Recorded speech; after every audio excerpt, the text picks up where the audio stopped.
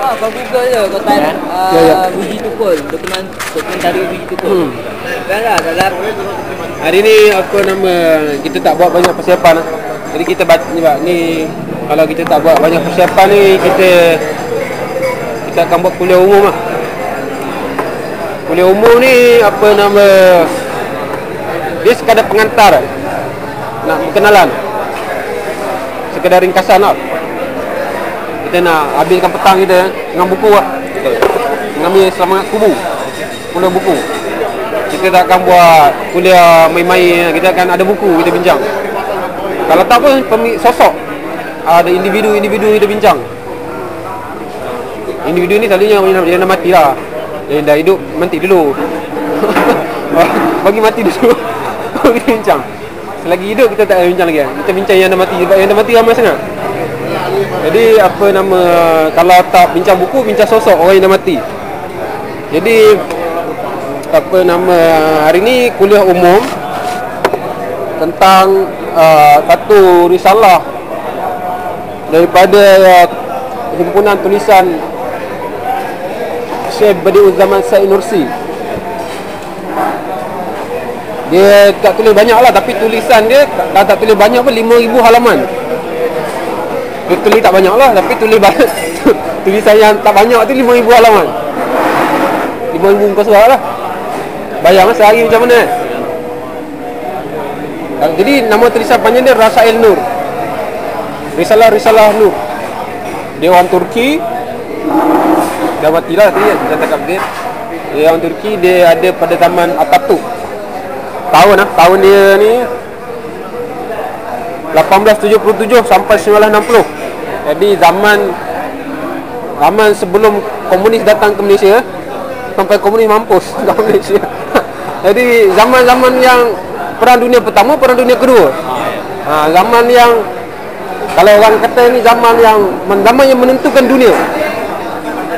Ni zaman 1877, zaman 1970. 1877 sampai 1960. Hampir 100 tahun dia hidup. Jadi kita akan bincang benda ni sikit lah. Aku baca tak banyak pun lah, baca lebih kurang dalam 20 muka surat tadi. Ngisi masa lembah.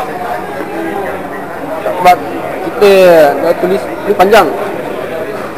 Dan orang sufi ni dia kita bukan tulis, dia tulis kita baca macam tu, waktu tu tutup. Kita dah ada macam dah. Benda ni kena baca berkali-kali tau. Oh faham, macam apa, hikam ah. Hikam. Dia bukan baca tu. Ni ubat. Ubat ni kau kena baca selalu. Dia bukan baca, mana ada ubat kita pakai sekali je. Mana ada ubat pakai sekali je elok. Kita berkali-kali. Baik. Jadi Syekh Nursi adalah seorang yang mengabdikan seluruh hidupnya demi Islam dan kaum muslim. Sepanjang hidup dia menyaksikan rangkaian perubahan besar peradaban dunia. Ini masa yang kita cakap tadi lah, zaman yang menentukan dunia, 1877 sampai 1960. Beliau menyaksikan umat Islam yang terpuruk dalam kebodohan, bahkan terhadap ajaran agama dan Tuhannya sendiri, kemiskinan dan hanyut, serta luluh dalam konflik dan tak berkesudahan. Dia menyaksikan Renaissance, kemudian kebangkitan kembali peradaban barat lewat berbagai penemuan, pengaplikasian dan pengembangan ilmu pengetahuan. Pada zaman ini materialisme didewakan dan komunisme dipuja-puja. Jadi apa yang dibuat? Ini sarjana-sarjana kita, dia tak ada kerja. Dia ada ilmu sikit, dia nak mengoreksi. Dia cuba seolah-olah kita nampak macam nak memperbetulkan orang-orang dulu. Walhal orang-orang dulu telah berjasa menyelesaikan permasalahan-permasalahan moden mereka, permasalahan-permasalahan zaman mereka. Baik. Dia macam ni lah. Setiap zaman ada dia punya pancaroba dia. Setiap zaman, tak ada zaman yang tidak ada masalah. Zaman yang kita kata tak ada masalah, itulah masalah dia. Jadi setiap zaman ada masalah masing-masing. Jadi sarjana kalau kata syariati, itu kita kaji syariati, ada satu konsep rausan fikir. Itu boleh sentuh lagi? Kita kena sentuh. Boleh. Rausan fikir ni maksudnya orang yang ada kesedaran dan terjun untuk menyelesaikan masalah. Itu rausan fikir.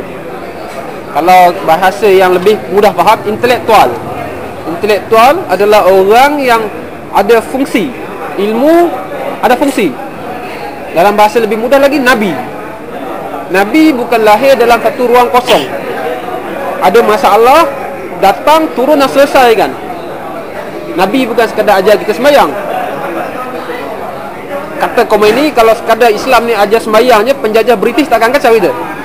Sembahyanglah, azanlah banyak mana sekalipun, sujudlah, rukuklah berapa rakaat sekalipun, kami takkan kacau kamu. Tapi kalau kamu mengusik, mengkritik teori-teori kami, mengkritik kami, mengkacau kepentingan kami, kamu berbahaya bagi kami. Jadi Nabi, intelektual, rausan fikir, memang turun untuk kacau, mengusik. Kerja dia memang mengacau kepentingan orang jahat, menggugat kemapanan yang korup. Jadi baik, jadi apa nama, jadi yang bila saya cakap tentang tentang sarjana hari ni, dia tak buat kerja dia, tapi duk kritik orang dulu yang telah menyelesaikan permasalahan zaman mereka. Padahal zaman hari ni yang syarat dengan kemungkaran, syarat dengan kefasadan, tak nak digugat. Orang dah hilang Tuhan dah ni, siapa yang nak selesaikan? Tapi duk kritik orang-orang dulu yang dah selesaikan masalah mereka. Sebab tu kata Sayyidina Ali lah, kalau saya tak silap, ilmu ni ada dua. Satu ilmu yang bermanfaat, satu lagi ilmu yang tak bermanfaat. Ilmu yang tak bermanfaat ni tinggal. Macam kalau kau belajar sihir, ilmu apa bermanfaat dia? Banyak ilmu kat dunia ni, tapi berapa banyak yang bermanfaat? Banyak sangat ilmu kat dunia ni, tapi berapa banyak yang bermanfaat? Kita boleh study banyak, ataupun kita boleh je baca Harry Potter, ataupun menulis macam tu je. Tapi persoalan yang paling fundamental, apa manfaatnya? Jadi sebagai seorang Islam, saya nak serulah sekali lagi sebelum saya nak teruskan, apa benda yang kita buat mesti ada fungsi. Kalau tak ubahlah kita lepak-lepak saja dan habiskan air kopi, habiskan roti macam tu je kan. Jadi kita tak fungsi. Jadi kita apa pun, Hindu ke, Buddha ke, apa semua ke, Kristian ke, etis ke, kalau kita kata etis ada fungsi kan? Apa fungsi dia? Jadi Syekh Nursi, macam saya cakap tadi, seorang yang terjun ke dalam kancah masyarakat ketika masyarakat Turki ketika itu telah korup. Khilafah Utsmaniyah, khilafah yang terakhir, tengah nak jatuh. Khilafah Utsmaniyah adalah khilafah terakhir Islam Sunni. Dia ada Umayyah, Abbasiyah, kemudian ada kerajaan kecil lagi, kemudian last sekali Utsmaniyah. Utsmaniyah secara rasminya jatuh 1924. Okey, kita tengok tarikh lah. Jadi 1924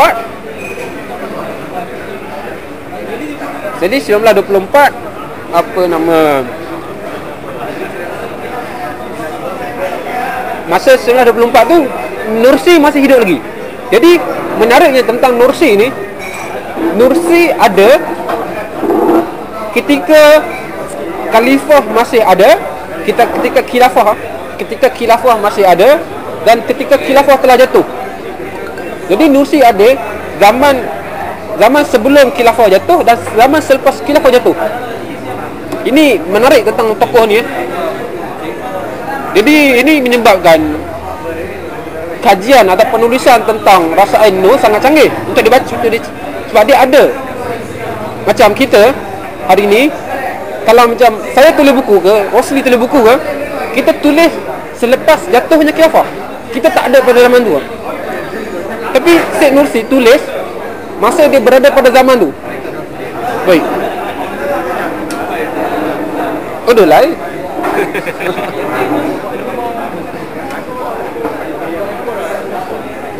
Baik.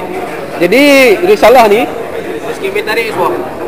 jadi merupakan kompilasi berbagai bahagian Risail Nur, magnum opus sang Badi'uz Zaman Syekh Nursi. Nama dia Said je.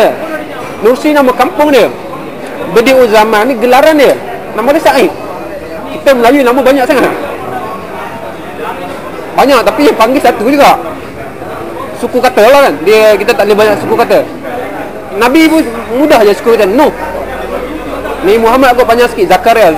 Tapi kalau mostly selalunya Nabi ni nama dia pendek, satu suku kata je, Nuh, Lut. Jadi Syekh Nursi ni nama dia Said je. Badi'uz Zaman gelaran, keunggulan zaman kalau saya tak silap lah. Nursi nama kampung dia. Jadi tambah 3 lagi Badi'uz Zaman Syekh Nursi, dan dia satu-satunya orang yang nama dia macam ni. Ada lagi dah lepas dia lah kan. Tapi sebelum dia tu Badi'uz Zaman ni gelaran kepada dia lah. Setakat ni lah, ada lagi tak? Syekh Nafi bukan lah. Sekejap, dia tahun bila? Tadi jap 1877 1960 ah. Sampai lah ke dia. 77 sampai 1960. Baik. Jadi apa nama buku ini yang berkaitan dengan sakit, derita dan bala. Beliau hadirkan formula menjadikan tekanan, sakit, perihnya derita dan menakutkan bala sebagai sarana menggapai pemahaman komprehensif akan kemahamurahan Tuhan, kemahakasihan Tuhan dan kemahapenyayangan Tuhan dalam pelbagai bentuknya. Sebelum saya nak ni baru belum masuk lagi. Baru baca belakang. Apa tahu? Binai. Belum lagi menaik. Nak baca persoalan ni. Masa ni yang ada banyak dengan analisis. Benda ni berkait dengan satu status yang baru ditulis. Boleh? Ya akulah. Tak apa lagi. Saya tahu kau nak counting status Larul ke. Nanti aku akan quoting. Semua akan ada dalam ni. Semua orang aku kenal akan aku libatkan. Satu-satu. Baik. Hari Isnin pada 4:43 petang lah, aku menulis dalam talk satu perbicaraan God, Fact of Fiction. Di penghujung dia ni, lepas habis lah tengok kan, John Lennox, ahli matematik terkemuka, mengatakan yang sebenarnya fiction adalah atheist fiction. Jadi talk tu tajuk dia God, fakta atau fiction. Jadi John Lennox dia lawan dengan apa atheist nama Sema ke apa, saya tak ingat lah, nanti tengok boleh lah. Tapi John Lennox lah. Sorry, dia bukan lawan. Ni dia seorang cakap. Dia seorang cakap. Lepas tu kita panggil talk. Jadi kata Lennox, atheist barulah hopeless philosophy, falsafah yang tiada harapan. Hopeless philosophy ya. Apabila mereka mempersalahkan Tuhan atas tragedi-tragedi yang berlaku, apakah yang mereka mampu? Salahkan Tuhan itu ini, apakah yang kau mampu?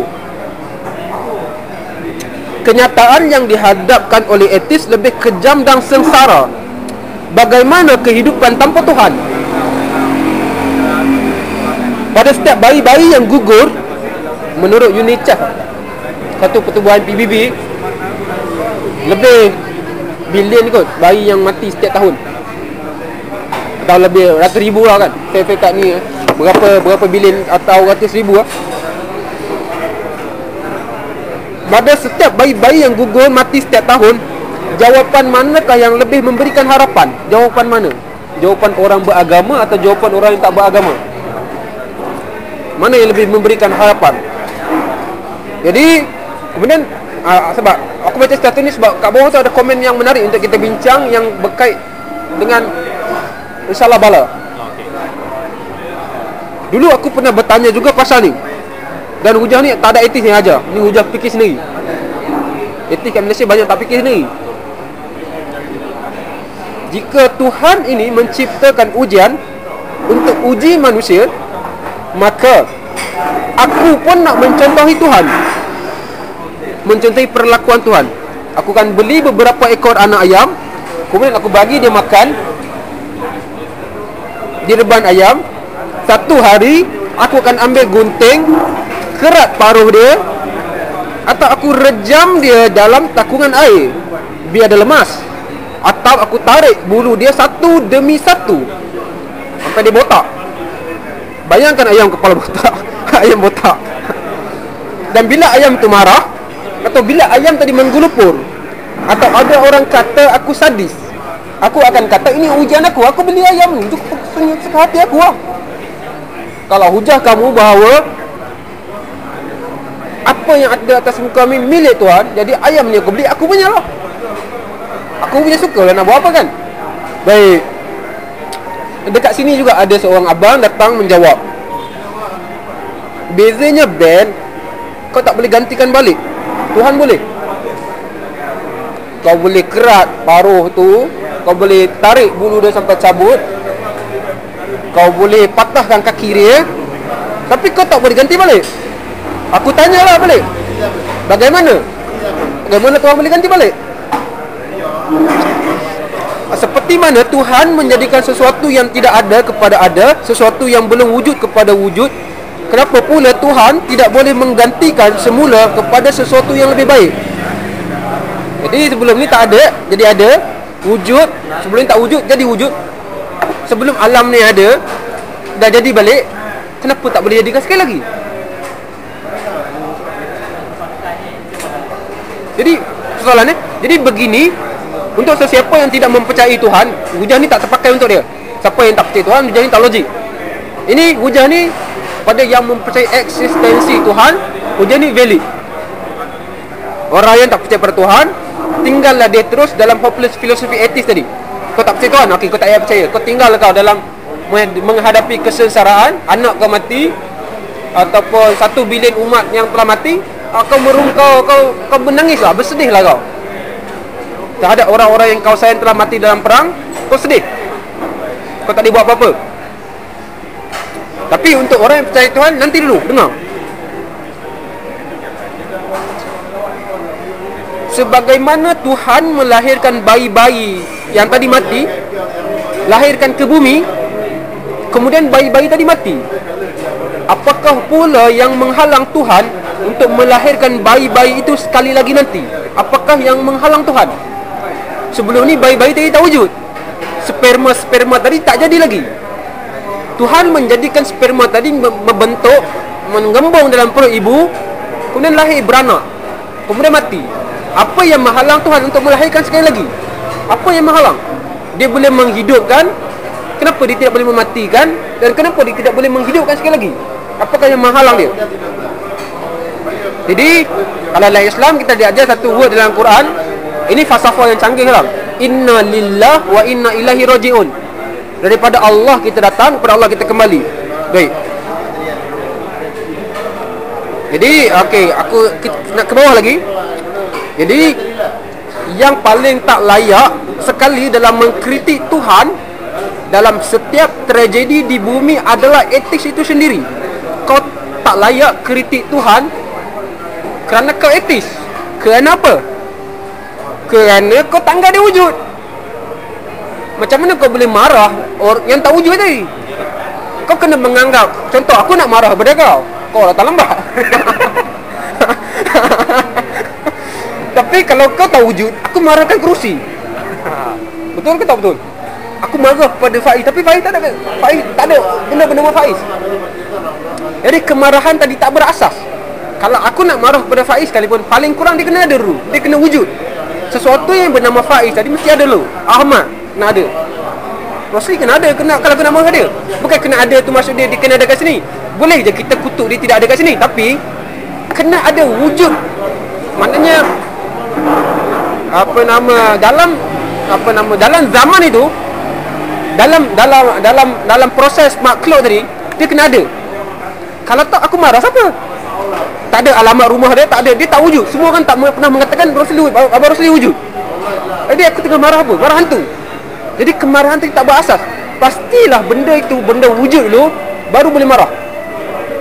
Itu bukan kita kata kemarahan tadi benar, kita kata berasas, ada asas.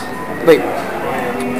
Okey, jadi yang boleh marah atau kritik Tuhan ni, sekurang-kurangnya dia kena percaya dulu yang apa yang dia nak marah itu mesti wujud. Jadi ini bukan aku saja cakap. Ada seorang etis, ni baru semalam debate lah. Debate pasal natural evil apalah. Dia maksud dia alam ni disebabkan disebabkan Tuhan, apa nama tragedi yang berlaku ni disebabkan Tuhan atau disebabkan apa kan. Jadi etis tu pun sering mengaku Michael Shermer nama dia. Jadi dia kata kita tak boleh kata yang berlaku tragedi semua ni semua tak boleh tak kata Tuhan. Tak boleh sebab kita tak mengakui kewujudan Tuhan. Kalau kau tak mengakui kewujudan Tuhan, nak marah apa? Jadi etis yang sebenarnya tak boleh salahkan Tuhan, tak boleh. Tak terpakai. Kau boleh salahkan Tuhan dengan syarat kau percaya dulu. Percaya baru boleh marah. Okey ya? Faham? Mudah? Baik. Okey, jadi persoalan ni ada seorang tanya. Seorang. Soalan tu yang akan kita bincang kat sini. Nah, nama dia Jamil Hussein. Dia mesti berbangga sebab aku sebut nama dia kat sini. Nama dia telah direkodkan dalam kubur. Jadi siapa yang komentar lepas ni semua nama akan disebutkan. Jadi Jamil Hussein kata, saya berpendapat bahawa ada salah faham di sini. Etis tidak menyalahkan Tuhan. Ini persepsi yang salah, kata Jamil. Etis hanya menunjukkan, pointing out bahawa kepercayaan faith orang-orang beragama adalah cacat. Ideanya, ajaran agama secara umum dan universal adalah bahawa Tuhan itu maha berkuasa, maha pengasih, maha pemurah, maha adil dan sebagainya. Ajaran agama juga bahawa Tuhan ini interaktif dan mempunyai minat eksklusif terhadap aktiviti manusia. Tetapi hakikatnya kehidupan manusia dengan penuh sengsara, pain and suffering, tanpa mengira mangsa. Oleh yang demikian, dua premis itu bertentangan sifatnya. Bagaimana tadi Tuhan yang maha berkuasa, maha pengasih, maha pemurah, maha adil, tetapi dalam dunia ini penuh dengan pain and suffering, dengan kesengsaraan. Ini dah bertentangan. Dua premis tadi telah bertentangan. Hanya satu yang mungkin benar. Kerana kesengsaraan itu dapat diperhatikan, maka premis ajaran agama bahawa Tuhan itu wujud, maha berkuasa, maha adil, maha pengasih dan sebagainya boleh diragui. Nak balik dah? Nak balik nanti kena putuk lagi. Jangan balik lagi, baru sampai nak balik dah. Jadi etis Kasih Azizi stand dia tak ada table. Ya. Azizi store tadi. Jadi kepala table lah. Okey. Tadi pengurusi sekali. Jadi ini kata Jamil, etis bukan salah Tuhan. Etis bukan menyalahkan Tuhan. Tapi jadi yang berlaku, etis kata adalah bertentangan ajaran agama yang kata bahawa Tuhan ni maha adil, maha bijaksana, maha pemurah, maha pengasih dan maha segala maha kamaliah, kesempurnaan. Tapi hidup ni penuh pain and suffering. Macam mana tu? Baik. Ni lah kita nak bincang. Baru nak masuk. Okay. Macam biasa mukadimah memang panjang. Memang. Aku terpaksa cakap. Aku punya memang mukadimah panjang. Yang sama satu lagi. Dia satu lagi. 3. Okey, baik. Tapi kita akan bermula dengan basis yang mudah dan aku nak semua orang respon lah. Bila orang nak respon tu, benda ni akan sampai kepada korang lah. Jadi korang kena cakap lah. Tak ada habis lah kita rekod. Biasa korang jadi artis hari ni. Jadi aku nak persoalan dia. Baik. Macam mana nak ada maha berkuasa kalau tidak ada yang lemah? Macam mana nak ada maha indah kalau tidak ada yang jelek? Macam mana nak ada adil kalau tidak ada zalim? Macam mana kita akan kenal sesuatu itu terang jika kita tak pernah jumpa apa itu gelap? Kena ada malam baru kita tahu apa itu siang. Baik. Ini datangnya. Tahu. Jangan gelak. Aku serius. Ambil gambar.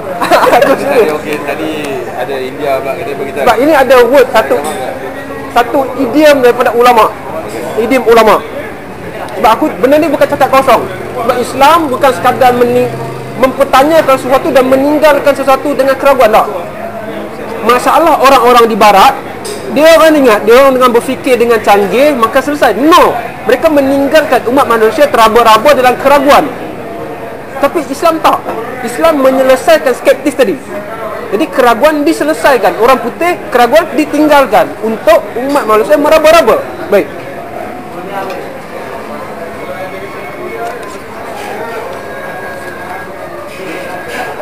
Baik ya. Okey. Tapi bahasa Arab aku dah lupa dah, lama tak ingat. Nanti aku akan cakap silap. Tapi aku cakap tadi bukan ayat Quran. Aku cakap silap pun aku tak berdosa sangatlah. Tak teruk sangat. Tak apa. Okey. Dia kata hingga para ulama berkata, innamal asya'u tu'rafu bi'adadi dudiha. Kalau ini kata Arab itulah, kalau dia tak tulis baris. Aku baca berdasarkan apa yang aku bawa faham lah. Tapi bahasa Melayu dia, sesungguhnya segala sesuatu itu dikenal melalui lawan jenisnya. Kalau nak tahu apa itu protagonis, kena ada antagonis. Jadi kalau tu air mampai dulu. Ini Nescafe. 3 Hah? Macam okey Kau nak kena dengan aku. Dia kena dengan aku, Ben. Nanti je tahu. Nanti. Ni apa? Nescafe. Belum tak apa. Ini Nescafe. Oh, apa aku order? Aku minum. Masih memang macam ni penerangan. Apa? Nanti kau bagi nama. Jadi poin ni balik pada persoalan Jamil tadi. Jadi apa yang kau nak kepada persoalan kau? Kalau kata Al-Buti, seorang ulama Islam mati lah. Kita boleh bincang pemikiran ni, nanti kita bincang. Boleh. Apa nama? Persoalan ini persoalan yang tidak jelas. Aku tarik lagi ke satu contoh yang lain. Bila orang kata etis persoalan ni, sebab tu aku terpaksa cakap sekali lagi, memang etis argumen ni memang sangat tak pergi sekolah. Bukan apa, sangat rendah. Baik. Katalah persoalan yang selalu dikemukakan adalah kalau ada Tuhan, mana evidence tentang Tuhan, mana bukti Tuhan. Jadi dia tak nak dengar bekas ke, tak nak dengar Tuhan tinggalkan makhluk alam sebagai bukti kewujudan Tuhan, dia tak nak dengar. Baik. Persoalannya sekarang, kau nak Tuhan yang macam mana? Katalah Tuhan muncul seketul depan kau. Tuhan muncul, kau nak Tuhan muncul dalam bentuk yang macam mana? Bentuk Rosli ke? Bentuk kau ke? Bentuk beruang? Bentuk Doraemon yang ada banyak poket dan macam-macam? Kau nak Tuhan bentuk Tuhan, kau nak bentuk yang dalam matahari ke? Dalam bulan ke? Dalam air ke? Dalam bentuk yang macam mana? Dalam bentuk yang menyerupai kau, yang berhidung seperti kau, muka seperti kau, tangan seperti kau, macam tu atau macam mana? Jadi kalau Tuhan tu sama seperti kau, dia kecil. Orang akan ragu pula, betul? Toh, kau kecil. Kau tak handsome Tuhan. Jadi persoalan tu persoalan yang tak valid. Kau nak Tuhan kau muncul dalam bentuk besi seperti Robocop, atau bentuk yang kenyal seperti budak getah. Kalau kita tengok One Piece. One Piece. Ataupun kau nak Tuhan kau yang berani seperti Sparta. Ataupun macam mana? Sebab aku tak clear. Ataupun kau nak Tuhan kau seperti bintang memancar-mancar. Nanti kau cakap Tuhan kau berkilau-kilau. Jadi persoalan ni persoalan tak valid. Sebab Tuhan bagi dia terikat dengan hukum natural, hukum alam. Seperti mana dia yang terikat dengan hukum alam, dia mahu Tuhan pun terikat dengan hukum alam. Tuhan pun mesti ada umur dia. Itu yang dia nak. Kalau Tuhan tu tertakluk dalam hukum alam, itu bukan Tuhan. Faham? Aku cakap memang macam ni untuk semangat. Salam. Jadi orang-orang bertuhan ni orang yang bersemangat. Mesti semangat asli ya. Aku nak semangat dengan kau. Nanti dulu. Belum masuk soalan lagi. Nanti aku terlupa. Kejap. Nanti dia hadirkan semangat dia. Nanti semangat yang hilang. Nanti aku nyanyi lagu ekspedisi. Sabar. Semua dapat. Kat sini Semua dapat Chan. Ada yang ni kayaknya tak nak tanya. Nanti dulu. Okey, tak saja. Bagi peluang. Jadi persoalan ni, kau nak Tuhan kau muncul dalam bentuk yang macam mana? Jadi Tuhan bila muncul dalam bentuk kau, pastilah dia berbaju. Dia nak berbaju macam mana? Ataupun dia nak berbulu? Kalau dia berbulu jadi macam binatang. Jadi kau nak Tuhan muncul dalam bentuk lembaga hitam, kau cakap Tuhan kau hitam. Bentuk putih, kau cakap Tuhan kau putih pula. Jadi Tuhan yang dikehendaki menurut etis ni tak clear. Bais di sini. Terima kasih. Habis aku tak ada asli. Tak ada, aduh. Ada ke tak ada? Ada. Berapa asli? Kena beli lah. Berapa? Nanti cakap asli ya. Habis kat sekarang kau. Okey, habis aku nak bagi jangan kacau. Kau jangan menghilangkan aku punya semangat ni. Aku akan tepuk meja jangan. Okey, tak apa je. Jadi poin ni sebab aku semangat ni, sebab aku tak pernah semangat macam ni. Tak, bukan sebab dah lama. Dah cakap. Lama tak semangat cakap ni. Mesti duduk rumah ya. Kata biar depan. Kita ke depan tahu. Mesti duduk rumah. Jadi poin ni, Tuhan yang dikehendaki etis tak jelas. Tuhan yang macam mana? Jadi persoalan ni, balik pada persoalan tadi. Persoalan betul, kita boleh kata premis yang dikemukakan oleh Encik Jamil tadi, kita ulang nama dia Jamil Hussein. Jadi persoalan dia tadi, dia ada logik dia bahawa ini bertentangan. Agama cakap Tuhan ni macam ni, tapi realiti berlaku sebaliknya. Ada kebuluran, ada semua. Kalau lambat sampai. Jadi kalau Tuhan kita datang lambat macam mana? Macam mana Tuhan tidak menepati janji? Kalau Tuhan kita cepat sangat, Tak boleh juga. tak boleh juga. Kalau Tuhan kita sharp time pula masalah juga. Jadi susah. Jadi aku hari-hari duduk fikir, aku tak clear soalannya. Persoalan yang sangat tak masuk akal. Persoalan yang tidak ada jawapan, yang dia nak sekalipun. Kita paling kurang kita nak sekurang-kurangnya jawapan ni mesti aku sedap. Bukan sedap, maksud dia sedap ni sangat nafsu lah. Maksud dia jawapan tu paling kurang tak bercanggah dengan akal kita. Tapi jawapan tak akan clear.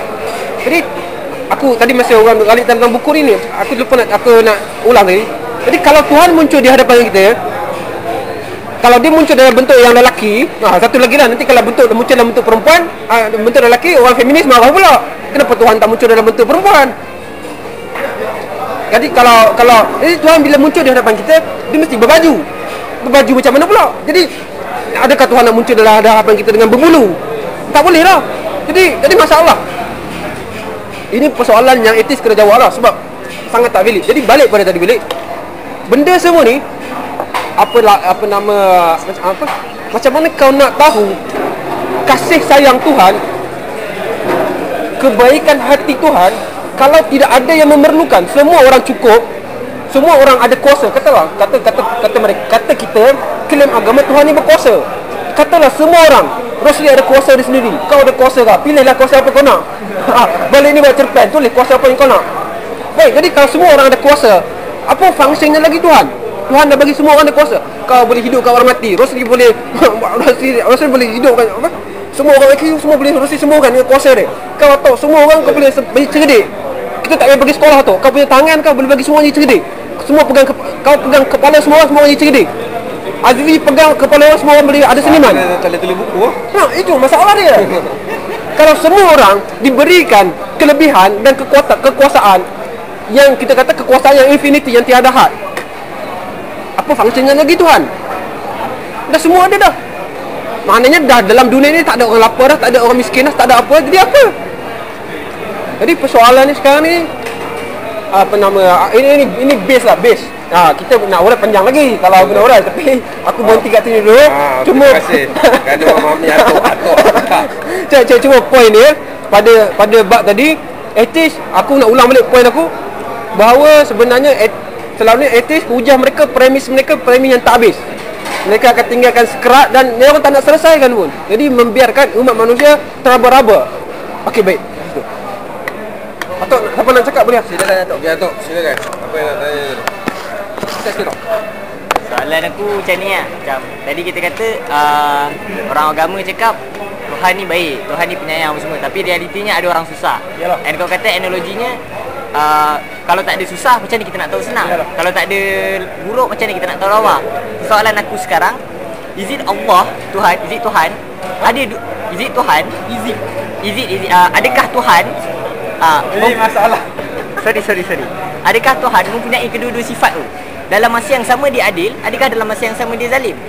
Tuhan tu adakah dia baik dalam masa yang sama dia jahat? So tu soalan aku lah. Okey, bagus. Soalan yang baik. Kumpul dulu. Sebab aku lupa, aku nak bagi aku break sekejap.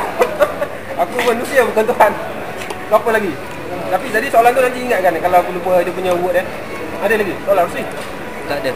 Jadi kalau aku jawab sekejap lah. Jawab. Soalan dia senang. Kau jawab? Aku jawab lah. Kau tengok cakap senang aku nak memikirkan susah. Okey. Kalau gitu kau jawab. Aku nanti kau jawab lah. Aku tak jawab. Aku kupas kau lah. Aku boleh juga. Tak. Tadi kau cakap senang. Kau jawab dulu. Tak adalah. Kalau kita bercerita pasal sifat lah. Kalau kita cerita pasal ketuhanan, okey, pilih dulu nak agama apa. Senang Islam lah. Okey. Jadi menceritakan sifat Tuhan ni, sifat kita panggil sifat ni adalah keluar daripada zatnya. Dia itu keluar daripada dirinya, bukan dirinya tetapi sebahagian pada dirinya. Sebahagian daripada dirinya juga. Jadi itu pengertian sifat. Sifat ni adalah satu yang menyatakan yang datang daripada zat Tuhan itu sendiri. Jadi dalam Aqaidul Iman, dalam pengajian sifat, pengajian asma', dia terbagi pada konsep dualiti. Tapi dia tidak ditakdirkan sebagai baik ataupun buruk. Dia lebih kepada polariti. Baik dan buruk ni adalah hanya terma yang digunakan oleh manusia. Jadi Tuhan ni kalau nak dikata dia ada 4. Kita ambil sifat makni yang 4 tu saja. Dia ada kamal, lembut, lawan dia kahar. Jamal, lawan dia jalan. Jadi sifat Tuhan yang lembut itu ada lawan sifat kasarnya. Sifat Tuhan yang dia tidak pengertian zalim tu tidak ada. Pengertian baik tu tidak ada, tapi dia lebih pada lembut dan ni. Bukan dia tidak pengerti kepada adil dan tidak adil. Itu satu pemahaman Nahu ataupun nama kena belajar asma'. Jadi kalau ikut soalan ni kena pergi asma'. Jadi jawapan dia gitulah. Jadi Tuhan tu memang duality lah in concept. Tapi tak apa, nanti akan diterangkan lagi detail oleh Ben pula. Okey, jadi saya kupas lagi bab ni. Di semasa balik daripada bulan puasa suluk lepas tu buat mengaji sikit, lepas tu banyak membaca, saya dapat satu terjemahan lah. Sebab sebelum pergi masuk suluk tu ada duduk kubur, ada bab etis, lepas tu bulan Ramadan bab yang mengargumentkan kepada satu permasalahan faith and belief. So saya ambil filosofi daripada Islam dulu untuk membicarakan sebagai atheism. Saya ada borak dengan Ben. Atheist, Islam ni adalah filosofer. Tapi dia ni daripada sekolah Socrates, tapi dia tak terkenal seperti Plato. Jadi sekolah, nama sekolah dia boleh tengok sekolah dia. Zaman dia panggil Numian ada dia banyak sekolah lah. Socrates punya sekolah dia banyak. So Islam dia ada memperkeluarkan the ontology of the argument. So the ontology of argument ni paling penting. Sebab reasoning penting. Kenapa? First, orang tak percaya Tuhan. Jadi dia mengeluarkan konsep the ontology of argument. Sebelum kau nak tanya Tuhan tu tak ada, cuba kau terangkan kau tu siapa? Kat sini pula engkau tu siapa? Satu, nak tanya pasal Tuhan. Kau boleh 3 hari tak tidur, darah jalan dalam badan kau tahu? Kau boleh tak kentut? Dah baru kau jangan. Tak. Okey. Dah. Kau boleh tak kentut? Kau boleh tak kentut? Lalu beli aku. Tak boleh tak kentut? Kau boleh tak tidur? Kau boleh tak makan? Jadi Tanya tu. Okey. Dalam pulmonari kau kan? Dalam pulmonari kau. Maknanya dalam buah pinggang ke vena cava ke jantung, berapa laju dia punya velocity blood? Dalam hemoglobin kau ada berapa banyak platelet? Kau jawab yang tu dulu before you argue the Almighty. Itu Islam ada cakap. Jadi Islam cakap kebanyakan manusia dia ada tulis buku dia kebanyak aja, tapi kesimpulan yang aku menggunakan ayat aku sendiri. Ni aku tulis. Ni ayat aku sendiri. Jadi ada dua barang. Bila the ontology of argument, ni ayat aku sendiri. One mind founded open a problem, what does it see? The second one, ni aku punya antitesis lah. Aku punya tesis. Apa nak keluarkan antitesis, boleh keluarkan. Sebab benda ni semua dialektik, berubah-ubah. Dan satu lagi, one person founder open a problem, what does he found? So barang ni dalam hermeneutika seperti aku bincang Abang Rosli tadi, dia ada due to conscious state conscious of mind, ataupun kelakuan fana kau, ataupun menunggang-galing kau dengan keesaan Tuhan kau, ataupun kau dengan akal yang lebih tinggi, ataupun lebih spiritual. Jadi kebanyakan etis yang aku tengok dalam Malaysia ni ada kan, ikut-ikut lah. Dan aku dengan Ben, kesimpulan yang paling jitu aku dapat, dan tapi jawapan dia tak boleh cakap. Tapi tu lah paling benar. Tapi kena cakap lah, sebab kuliah hakau wala kana urat. Jadi senangnya malas. Malas nak semayang, malas nak pergi sekolah agama, malas nak masuk tarekat, malas nak baca buku, malas nak puasa, malas nak everything. Tapi cuma nak kongkek, nak minum dan nak tidur. Malas nak Kita kerja. kena konten ni, kita kena cakap lah. Ini bahasa kita. Jadi Kita nak itulah etis yang ada. Jadi kalau ikutkan Noam Chomsky lah, yang paling terkenal sekarang, the latest Noam Chomsky, ada cerita juga pasal ni. Tapi dia cakap this is a dilemma. Dia panggil mind spark. Mind spark ni sebab mind, bila you go to higher mind, dia memang ada beberapa keadaan, phenomenon. Sebab itu kalau kau baca, kau minat dialektik, untuk kau ni kau kena tahu dialektik. Kau baca Hegelian, dia ada tulis buku The Phenomenon of the Spirit, bukan The Phenomenon of the Material Part. So aku keluarkan dua soalan. One mind founded open a problem, what does it see? One person founded a problem, what does he found? So mind ni sebenarnya dia selalu nampak illusion. Contoh kau boleh bayangkan tak? Ni, aku lukis contoh kita tengok mind This is bulan. Dalam pemikiran kau boleh besarkan tak? Tak, ya betul lah. Boleh kecilkan tak? Jadi apa yang dilakukan oleh orang etis ataupun Noam Chomsky cakap, dia pakai mind spark. So mind spark ni tu yang dia cakap macam tu lah. Sebab dalam akal, permainan akal, dia illusion. Dia tak ada korobata. Jadi sebab kalau ada Hegelian, you belajar tu dialektik, you must go back to the material.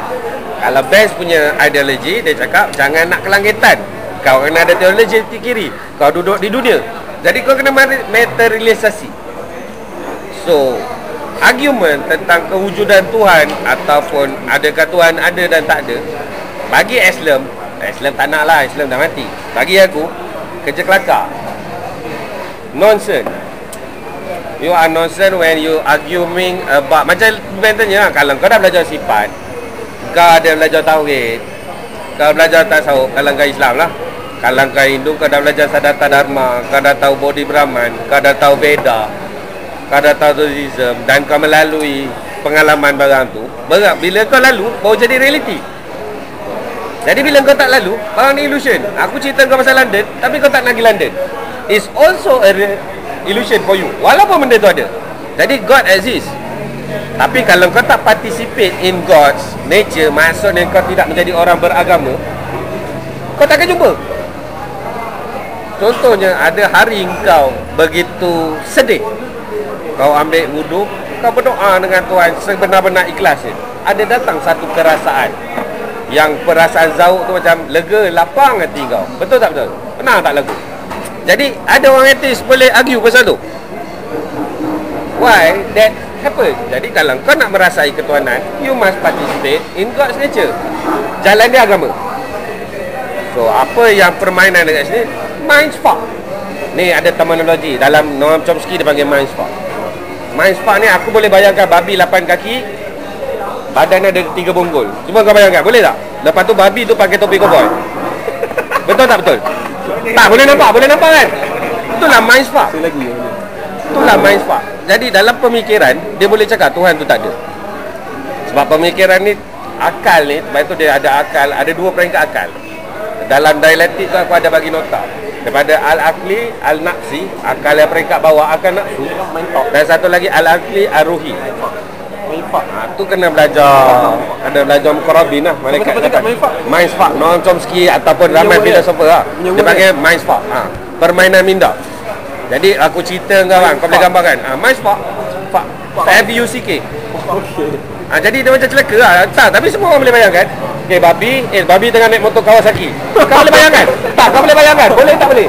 Lepas tu dia babi tu tengah naik motor Kawasaki, dia toleh kat kau, dia rem. Boleh tak boleh? Boleh bayangkan tak? Tapi in reality cannot. So ini adalah permainan mind spark. So everybody always in illusion. Sebab itu dia dalam pengajian ketuhanan, dia kata ilmu ni hanya bayangan semu. Selagi ni kita ambil Melayu punya prosa kata lah. Boleh pakai prosa kata Melayu atau primbon Melayu. Selagi hidup di dalam dunia, tiada terbeza intan dan kaca.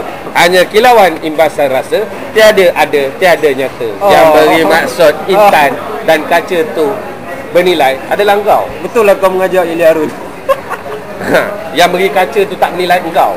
Yang memberi kaca berlian tu bernilai, itulah adalah engkau. Jadi yang memberi Tuhan tu ada engkau. Yang memberi Tuhan tu dia ada tetap engkau. Tapi Tuhan tu tetap ada, yang absolute. Tapi nak mempercayai Tuhan tu ada tak ada atas diri engkau. Sebab itu dah ada dalam Islam, ada hablum minallah hablum minannas. Kau boleh nak percaya tak nak Tuhan, itu engkau yang pilih. Kau boleh percaya nak ada Tuhan, itu pun kau pilih. Tapi Tuhan tu tetap ada dan dia tak boleh diargue. Tak boleh diargue. Tu kau kena baca Islam. Islam menitik beratkan pasal epistemologi dalam the ontology of argument. So if you want argue about God, please ada syarat dia. Dan kau tak payah jumpa Islam dalam mati, you jumpa me. Lepas tu pilih dulu nak argue dalam agama apa. It's up to you. Kalau kita nak main Hindu je. Kristian je. Okey, dalam segi ilmu, duality tu memang ada. Dalam Bible, kau baca John ada cakap man is dia cakap the fruit of good and evil. Tu yang dia menceritakan Huldi. Is the first knowledge is the fruit of good and evil. Kalau dalam Hindu dia ada cerita macam sakti dengan telur. Tu memang duality konsep. Dalam Confucius, yin and yang. Maknanya macam mana? Dalam hitam ada putih, dalam putih ada hitam. Tapi sebenarnya dia tidak hitam dan dia tidak putih. Itu the Trinity. Kalau kau ada trinary punya thinking, kau faham. Dia tiada hitam dan tiada putih. Tapi dia hitam dan sekaligus putih. Tapi dia bukan putih sekaligus hitam. Tapi ni mind spark. Kalau kau pergi suluk, kau raise cakra kau faham apa aku cakap. Betul tak Pak Rusli? Saya kadang-kadang main elak je ni. Saya malu. Aku kalau Pak Rusli aku tak boleh cakap. Dulu saya ingat lagi saya masa cuba berjinak-jinak dengan geng-geng cakra alam. Dulu ada kan. Salah satu aktiviti kelas dia adalah membesarkan perkataan Allah tu sebesar padang bola. Letih nak besarkan pada sebesar kertas A4 pun. Maknanya sebenarnya kita punya rohani kita tak mampu buat. Tapi boleh dia relatif sebenarnya. Tapi kalimah Allah ni secara bentuk kan. Maksudnya kalau rohani kita bagus baru kita boleh besarkan. Kalau hanya minda saja tak boleh.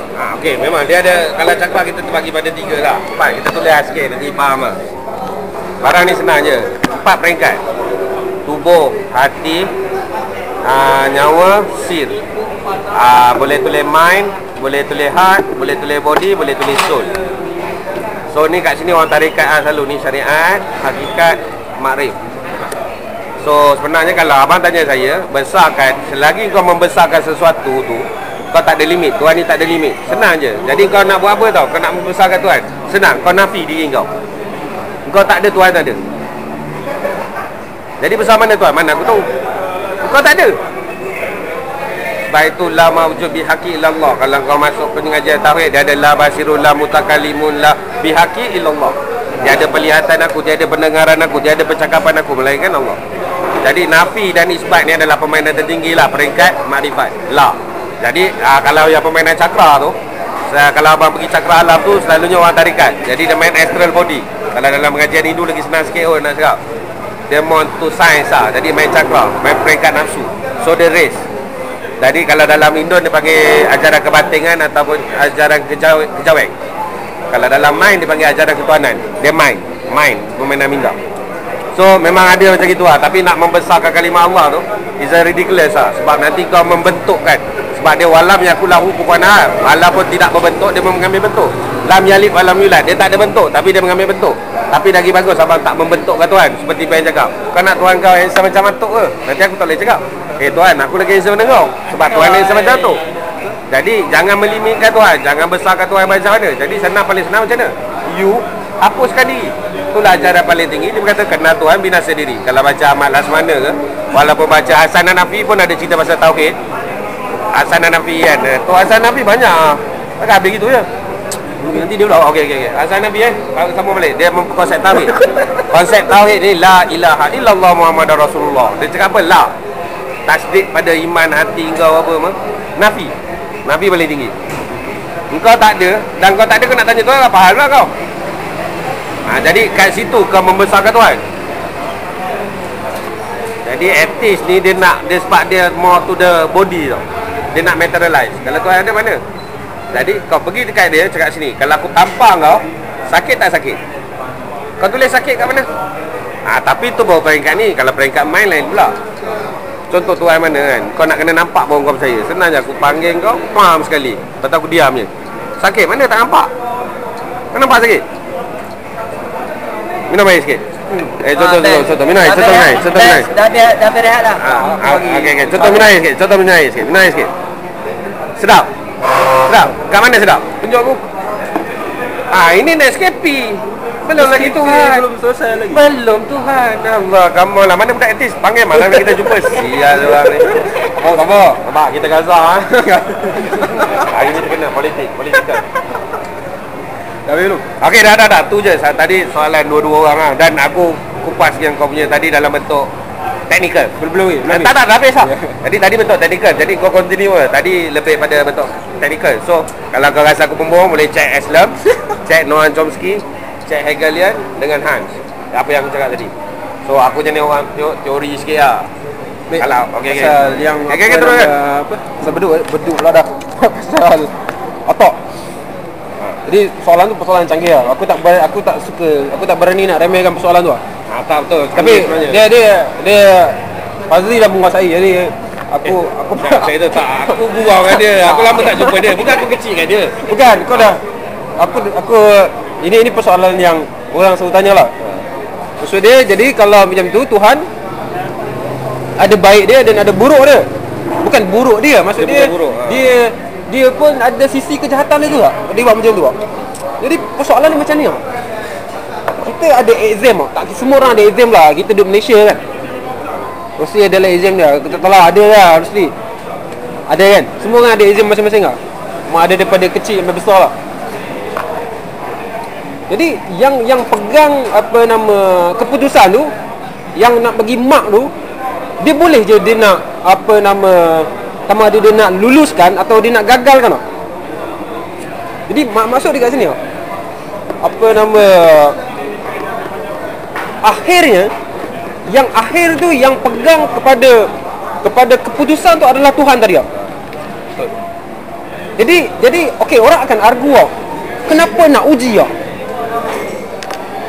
Jadi kalau macam tu persoalan yang sama, kehidupan ni tak perlulah kita ada ujian apa pun. Kita dapat je apa kita nak. Ujian tadi bukan untuk Tuhan. Dia nak uji manusia. Uji manusia untuk siapa? Untuk manusia juga. Jadi kalau manusia tu tak teruji, macam mana kau nak dapat aku nak bagi something ni. Aku nak bagi hadiah jika kau lulus. Aku nak bagi denda jika kau gagal. Macam mana aku nak bagi kalau kau tak melalui ujian? Jadi ujian ni bila dihadapkan kepada manusia terbagi kepada dua pula. Manusia yang tabah, yang kata ujian, aku kena lalu ujian ni sebab ujian ni nak menguji aku. Bahasa Islam cakap ibtilah lah. Aku selalu sebut lah dalam surah, aku selalu sebut surah Al-Mulk lah. Apa dia? Al-Mulk macam mana? Tabarakallazi biyadihil mulk. Aku dah lupa dah. Ayat yang nombor 2. Kau tak ingat betul? Tak ingat. Nombor 2. Allazi khalaqal mauta wal hayata liyabluwakum ayyukum ahsanu untuk menguji kamu siapa yang lebih baik amalannya. Baik. Itu satu. Ni ada ayat yang menarik ah. Al-Quran ni kau, tapi Syekh Nursi ambil. Al-Quran ni canggih. Aku tak boleh kata aku Islam ah. Bila aku cakap aku Islam lah. Tapi kan aku tahu. Aku sebab hari aku rasa terkesan dengan ayat dia kan. Jadi ayat dia besok aku buat besok aku pakai songkok. Siap kau. Dalam Al-156 Al-Baqarah, allazina iza asabathum musibah qalu inna lillah wa inna ilaihi rajiun. Alladzina iza asabathum musibah, iaitu orang-orang yang jika kena musibah, qalu, musibah ni ujian lah, berkata mereka, inna lillah wa inna ilaihi rajiun. Daripada Allah kita datang, kepada Allah kita kembali. Kami milik Allah, hanya kepadanya lah kami kembali. Jadi apa nama pemilik ujian tadi Tuhan. Jadi kalau dia tak uji kita, siapa kita ni kan? Maksudnya kau hamba dia. Kalau kita kalau kita tafsir kita manusia sebagai hamba kepada Tuhan, bukan hamba sesama manusia. Jadi apa maknanya aku Tuhan dan kau hamba? Jadi kau ni kita tak boleh diuji tau. Kalau macam tu kita Tuhan lah. Egalitarian, sesama kita sahaja, equality kita itu pun terbatas. Apa yang sama pada kau sama pada aku. Apa yang ada pada Zarul tak ada pada aku. Aku benar macam dia. Aku nak kerja kontraktor je. Dia tak kenal lagi. Macam senang je ambil Zarul. Aku mengatuk takkan aku tak nak answer macam dia. Aku dah answer, takkan aku nak kena tak answer macam dia. Aku nak macam kau.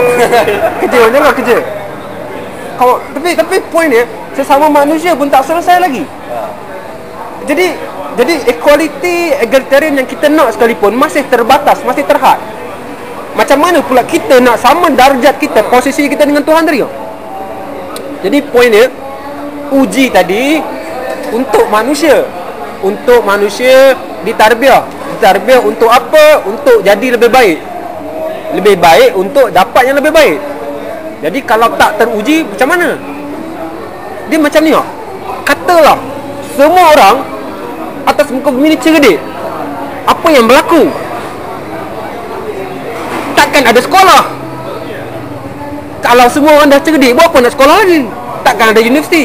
Tamadun dunia tidak akan kenal apa itu universiti. Kenapa kita ada universiti? Kerana ada orang bodoh. Betul? Betul. Kalau semua sihat, tak ada penyakit, semua okey, kita takkan kenal apa itu hospital.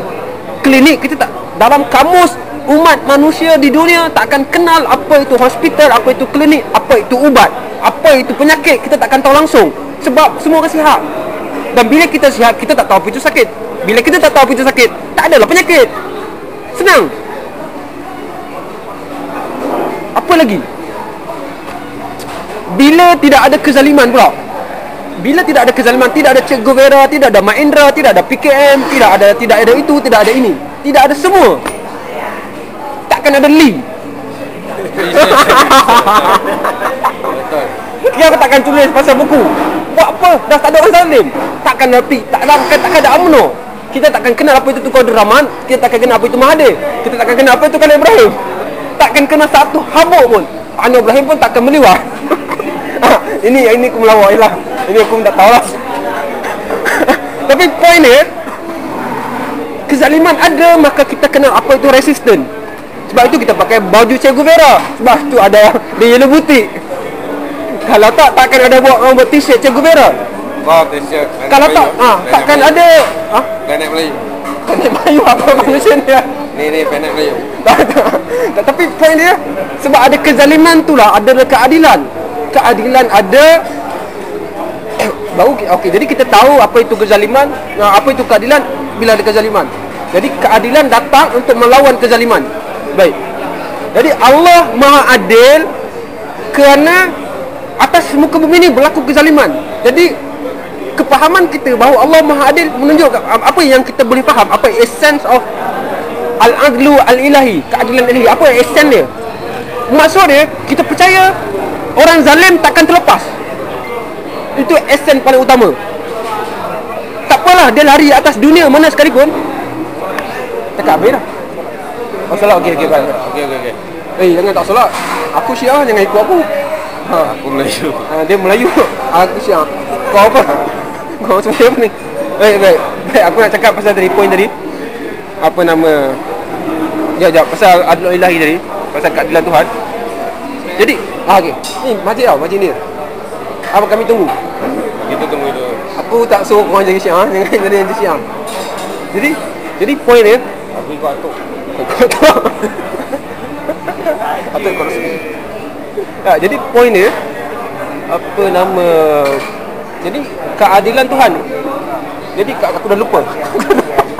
Dia ganggu. Dia kacau. Aku dah hilang aku punya ni. Kau dah cakap? Okey, sorry. Baik. Dialektik. Okey, cakap. Okey, dialektik. Buat sikit ni. Okey, daripada galaktik Okey, kepercayaan Tuhan dengan kepercayaan Tuhan. Mana wujud kuat ni? Okey, wujud dia punya contradiction. Mana wujud dia punya contradiction? Mana contradiction kalau kau tengok the first daripada peristiwa Holocaust. Okey kan? Daripada peristiwa Holocaust, okey, Zionis ataupun Jewish dia percaya ada Tuhan.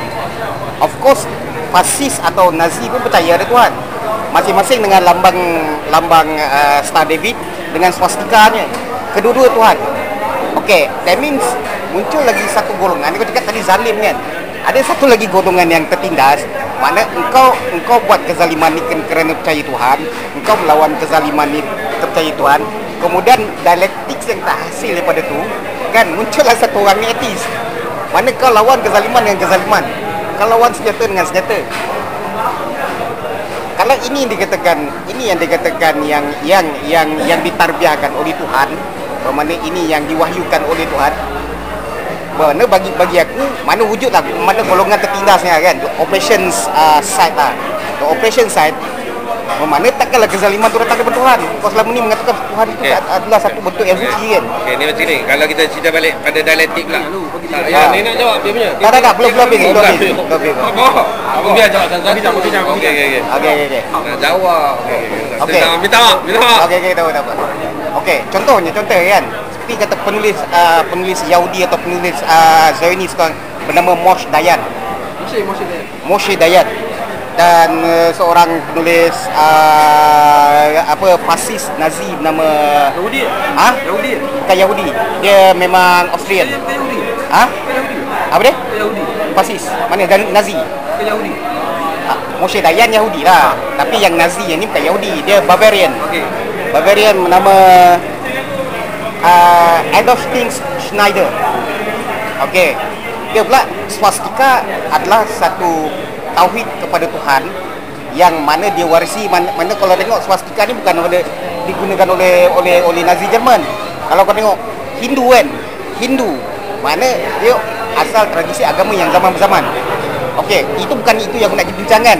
Dia panggil muka sifat. Kalau dalam Hindu dia panggil muka sifat. Muka sifat kan. Sini dia tarik okay. Nama Shiva. Jadi sebelah sini percaya agama, sebelah sini percaya agama, sebelah sini percaya Tuhan, sebelah sini percaya Tuhan. Okey, sebelah sini dia berada dalam dua zaman berbeza tu. Zaman pada era Holocaust dan zaman pada penindasan kepada Palestin. Dan kemudian lahir pula siapa seorang penulis ni melihat mana wujud satu golongan, mana kezaliman itu, bagaimana kezaliman itu datang daripada Tuhan sedangkan Tuhan itu suci. Kan? Dan Apa cakap? aku lupa Apa yang cakap? kezaliman datang daripada Tuhan. Ada pandangan tentang ketuhanan. Ada satu buku, aku dah lupa dah nama penulis dia. Okey, dia menyatakan mana andai kezaliman itu datang daripada Tuhan, kamu mengatakan bahawa Tuhan itu suci. Mana dah muncul contradiction kat situ. Percanggahan orang kata ajaran dia kan. Kau mengatakan ajaran mana Tuhan itu suci dan tidak menerima kezaliman, tapi kau sendiri terima kezaliman. Kezaliman ada dua pihak yang melawan antara satu sama lain, mana kedua-duanya zalim. Mana daripada dialektik tu, mana hasillah wujudnya satu geng dinamakan etis. Etis ni tak percaya bahawa kezaliman tu datang daripada Tuhan. Kalau apa yang kau buat itu, apa yang dipraktikkan tu, mana kezaliman datang daripada Tuhan, mana Tuhan tak wujud. Jadi bukan mana aku ni tak percaya Tuhan. Jadi aku melihat proses. Mana proses dialektik tu daripada contradiction dan kemudian dia jadi oppose. Okey, kalau gitu tengok Islam. Kalau ada agak. Okey, dah habis. Okey, dalam Islam ada mana data maksud aku lahirnya etis tu daripada contradiction. Okey, dah. Okey, faham. Dalam Islam dia panggil dia ontology of argument. Jadi kau mesti ada collective data. Jadi dia kalau ikutkan apa yang kau cakap tadi, jadi this is human of the mankind, the totalitarian of the answer of the argument. Jadi yang mewakili orang-orang yang kedua pihak yang kau buat argument tadi hanya is less than 10%. So the argument is just a concept, is not a thesis yang tu. Sebab kau kena faham, who are the philosophy? Philosophy is somebody yang ada mindly order, chaos, or mengalami sesuatu konflik, ataupun dia panggil psychological of the warfare. Ada faith and belief. Dalam masa yang sama juga, dia manipulate the surrounding of the material part of his doing in his life and his society to abuse orang yang lemah. So kalau dari segi contoh aku ambil kedua-dua golongan ini adalah golongan yang takes opportunities from God to become a ruler in this world. Boleh aku tambah sikit tak? Sebab dia mewakili 10%. Kalau nak cerita dialektik, aku nak tambah yang Musyrik Dayan tadi. Sebab Musyrik Dayan adalah salah seorang yang draft Talmud. Okey, dia yang salah seorang yang draft Talmud Draft Talmud. Dia salah seorang yang draft Talmud. Baru lagi dah Talmud. Baru lagi sebab tahu kata Zionis ni agama yang baru. Sebab dia bila dia draft Talmud, dia menyatakan bahawa Tuhan telah munculkan diri di Bukit Dursina hasil daripada cabaran bangsa Yahudi ke atas Tuhan. Mana dia muncul di Bukit Dursina. Okey, dia telah berjaya mencabar Tuhan. That means dia kata wujud ketuhanan. And Schneider pula kata, mana kau cakap kau baru lagi, tapi aku dah menguasai simbol ketuhanan tu sejak lama lagi. Mana seseorang yang percayakan ketuhanan, mana dia nampak bahawa apabila dia berjaya mencabar Tuhan, mana dia bangsa yang terpilih. Bangsa yang terpilih mana dia nampak Tuhan, mana dia percaya Tuhan. Jadi antara ketuhanan dan ketuhanan contradiction kan. And then daripada tu dialectics dia muncul opposing, iaitu atheist. Tapi memang kalau tidak tak boleh diambil sebab kita ada religions punya society paling besar is a theosophy. Atheist tak dimanipulatekan as a religion. Dia panggil is a mindly chaos or mindly disorder. Jadi atheist is penyakit sebab orang yang apa daripada sintesis yang keluar daripada atheist come from the 10% of the philosopher. So macam undi lah demokrasi, you tak boleh benda tu letakkan as a fakta. Faham? Jadi benda tu argument dia adalah pihak yang nak jadi to become a rulers. Faham tak? Ni konsep. You become a concept, you takut orang. Contoh ambil senang, jangan pergi jauh sangat, kita ambil PAS lah, Parti Agama Islam. Tapi adakah kesempurnaan PAS tu membawa kepada Islam sepenuhnya? Ada ke dalam Islam suruh mendoakan saudara Islam, mengkafirkan orang? Ada ke? Jadi kau menggunakan the abusing of the agama. Sebab itulah Marx, kau ambil Marx ni memang cakap fakta orang-orang agama. Sebab itu dia kata agama ni candu. Sebab agama ni adalah satu tool yang terbaik untuk menakutkan orang. Dia akan takut-takutkan kau. Seriously. Jadi agama adalah tools yang paling bagus atas dunia nak menakutkan orang. Jadi argument yang pasal atheist dengan yang dua puak berperang ni, in population of the humankind ke atas dunia pun, dia tak mewakili 10%. Even I think 3 or 4% at least. Jadi dia tak boleh letak as a agama. Sebab itu atheism is not an agama, is not a religion. Dia tak ada pusat ibadat, dia tak ada apa-apa. So this is ontology. Kalau kau nak tahu argument, kita kena ada data kolektif. Kita ambil tu, maklumat yang disampaikan haruslah tepat.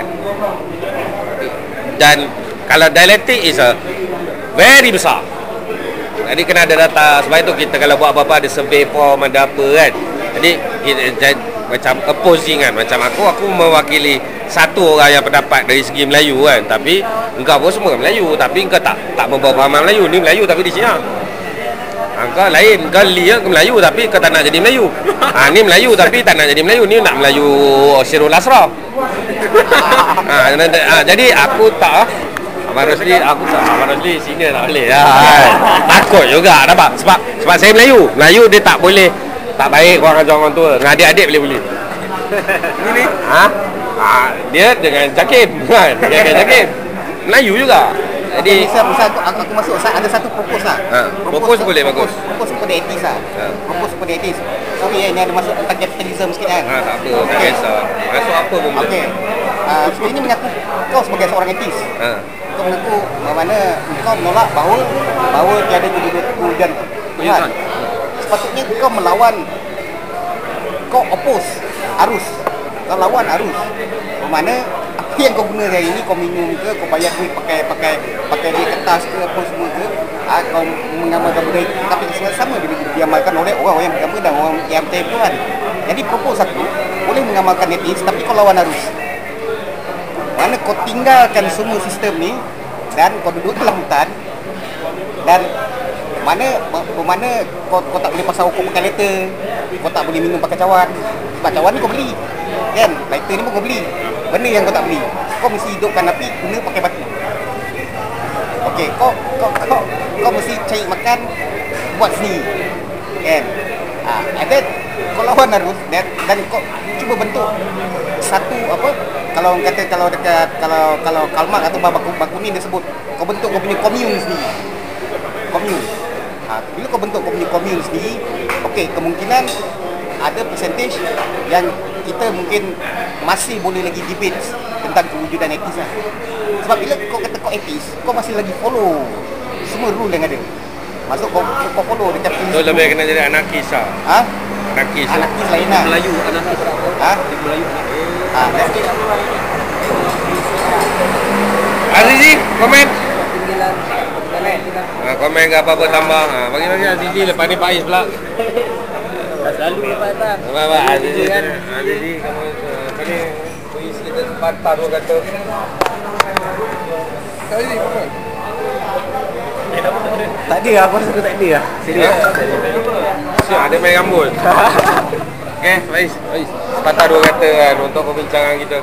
Tadi kita cakap Kalau komen cerita, kalau tanya pasal yang tadi, pasal etis tadi, percaya Tuhan apa semua tu kan, bagi aku senang lah. Yelah, betul lah apa kata, kalau nak menyalahkan Tuhan tu, bagi aku tu nonsense lah. Sebabnya macam ni, dalam hidup kau, Maha Pemurah Tuhan tu, dia terlalu subjektif tau.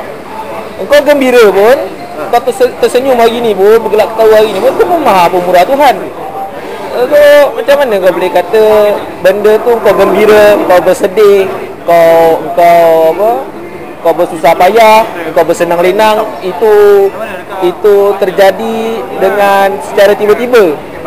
Mesti dia ada sebab. Dan mesti ada orang yang bagi. Kan?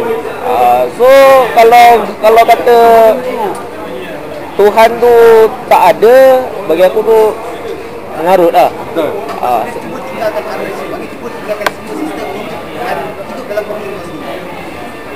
Okey.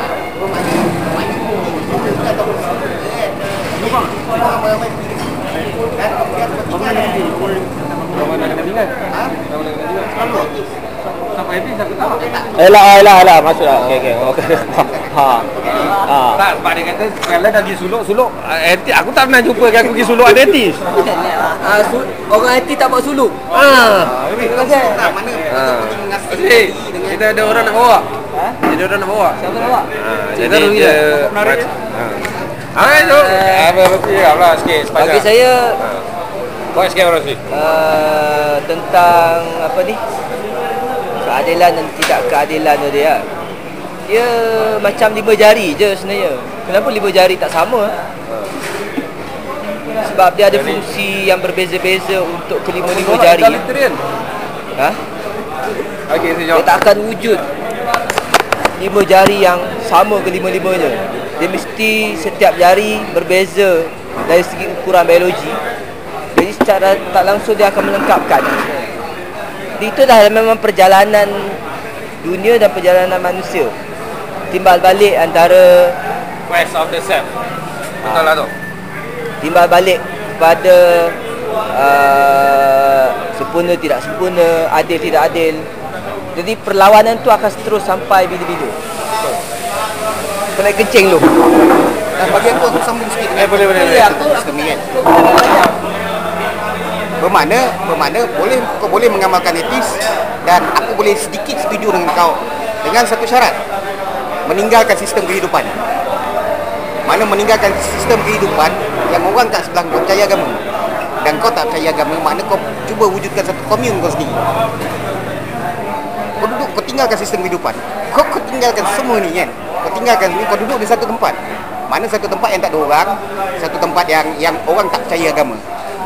dan kemudian cuba amalkan, cuba bentuk sendiri sistem kehidupan kau yang dikatakan etis.